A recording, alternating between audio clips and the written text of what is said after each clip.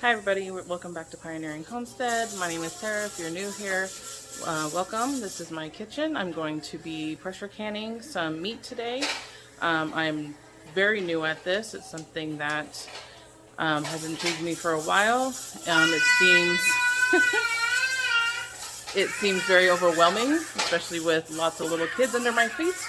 I've already started it, and I'll walk you through the process of getting to this point as best I can with all the children running around. But if I can do it, you can do it if you have not done it before. It is very time consuming, but you just kind of got to learn the steps and what needs to be done when, and kind of work around it. It is intimidating, not gonna lie. Very started with water bath canning first for the high acidity foods, and now working my way into the pressure canning. With the supply chain issues going on right now, meat and everything else is going sky high on prices and availability in a lot of areas. So this makes it shelf stable. I don't have to rely on my freezer. My freezer is actually pretty full. And it's also just a really quick, it's already cooked. I can kind of do like a dump meal for just those nights or lunches that I'm just overwhelmed with something, like with the garden this summer. I'm sure is going to happen because we're going to be doing a lot of preserving and canning for that as well. So this is vital for our family and for me to learn to help sustain us. So again, just watch and see what you can learn from this. If you notice anything in my videos, please let me know. Again, I am brand new at this. This is the second time that I've done pressure canning. The first time was at my parents' house because I had a glass top stove. I have heard you can do it on glass top stoves if they're rated for it, but I've also seen photos of them exploding. So I went to my parents' house and used their range or gas top while they watched the children, but it was still a lot. So doing it here today at my home for the first time, makes all the difference, honestly. So stick around, watch, let me know if you have any tips, tricks, and if you do plan on canning anything, let me know.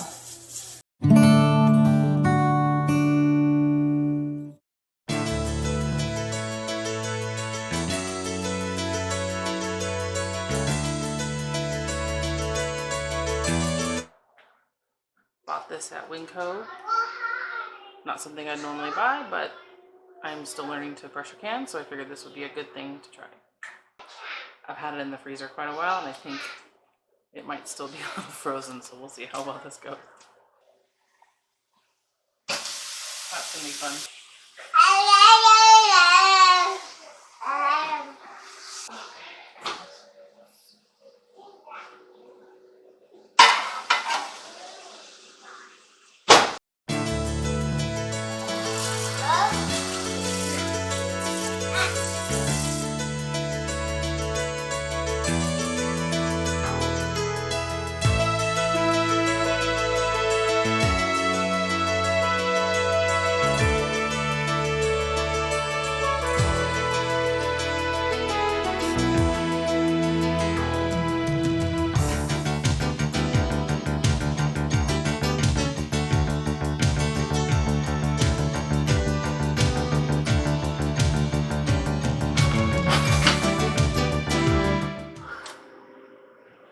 Half teaspoon of salt, because these are pint. And this is just a preference. I personally like salt. We need it to survive.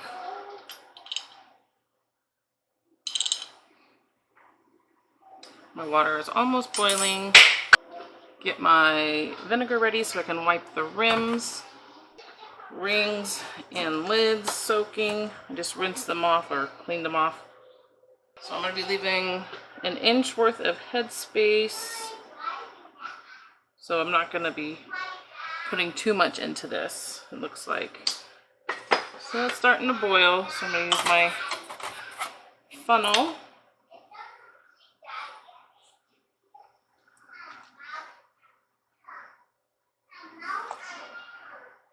And I did pour water into my canner over there already.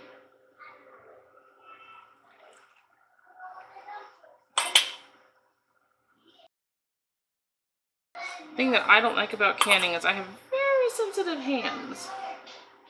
So this is always really hard for me at this stage when I have to start screwing lids on, touching the bottles. People like to say I'm a wuss, but heat just does not go well with me. I don't care if it's summertime or what. I don't do well with heat, period. Never have. We'll see what happens when I'm old.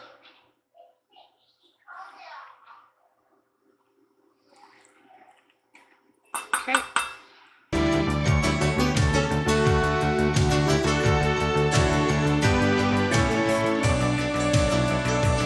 Got my vinegar, clean towel.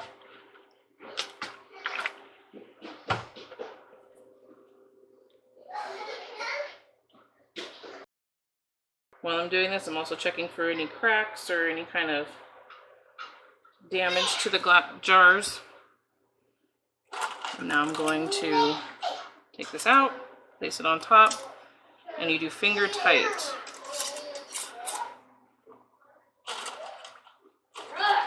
You don't want to just tighten it on there. You just want to get it on there. When it gets tight, you do just one little bit more last twist.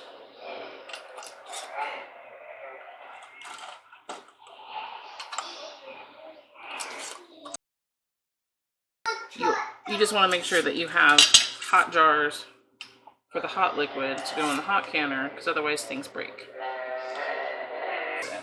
There's 2 to 3 inches of water per my canner's directions. And I have 9 of these pints, I believe. I'm really bad with the names and sizes, unless it's a quart.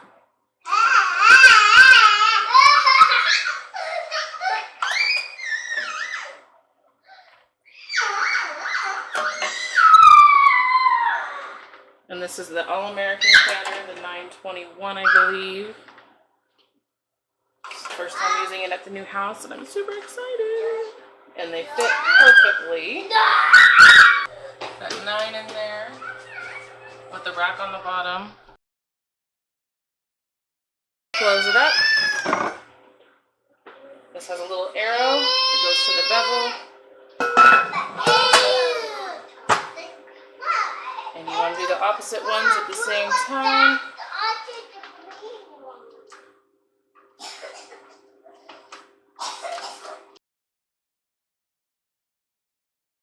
I'm going to wait for it to get to pressure, and for my elevation, it's going to be 15 pounds per pressure for 75 minutes.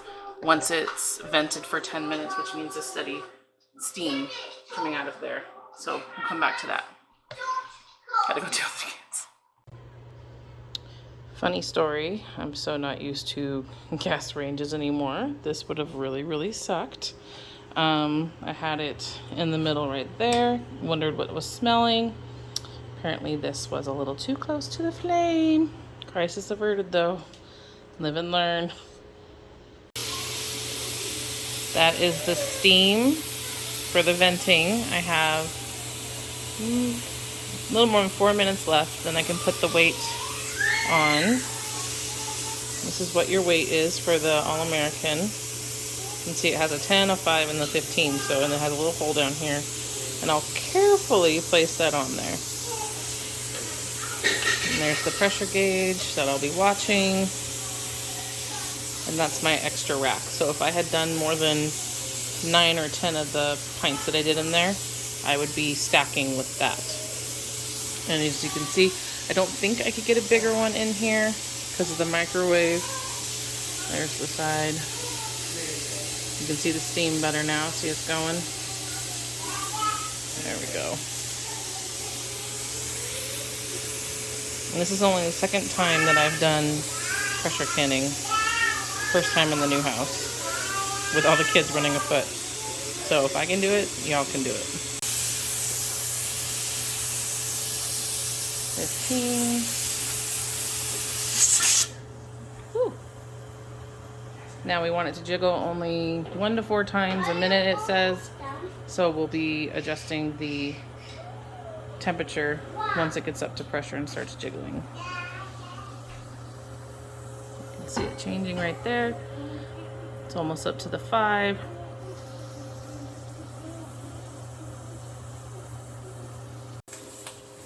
Okay, so it's up to about 15 and it's starting to jiggle. So see how it's going pretty fast? We are going to turn it down. I'll go down to medium right now. Did you just... You can't come in here. You threw your toy. Hold on. So now we're just going to kind of watch, and the more that I do this, the more that I will know what setting to drop it down to. So you can see it's really dancing. I just don't want to drop it all the way, so I'm going to give it a minute and then I'll drop it some more and we'll kind of go from there, but see how it's kind of settled.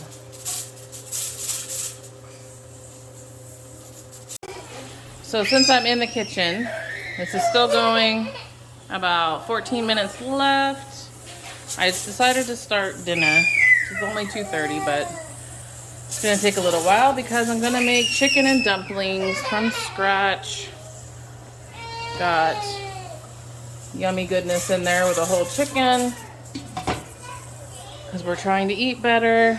So we got this going on. This is from, I don't know, Mad Hungry Feeding Men and Boys, because two of my boys, particularly the husband and my oldest son, are beyond picky. So here we go. Let's try this and see how this cookbook goes. So I'm loving my stove that it can handle this. This is just a beautiful sight for me to be able to see dinner on the left and canning on the right. This is making my heart happy. Okay, so the 75 minutes is up. It's almost 3 o'clock. I turned off the heat source. Now we're just watching the pressure reduce. When it goes all the way to 0, I will take off the weight, but I'm just going to let this sit for probably a few hours. I'm not even going to attempt to open it, just to let it naturally decompress, and that way I can take them out safely.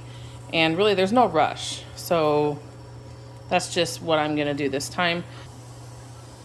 My dinner is cooking, and love multitasking. Okay, the dial is at 0. I'm gonna take the weight off and let it naturally decompress.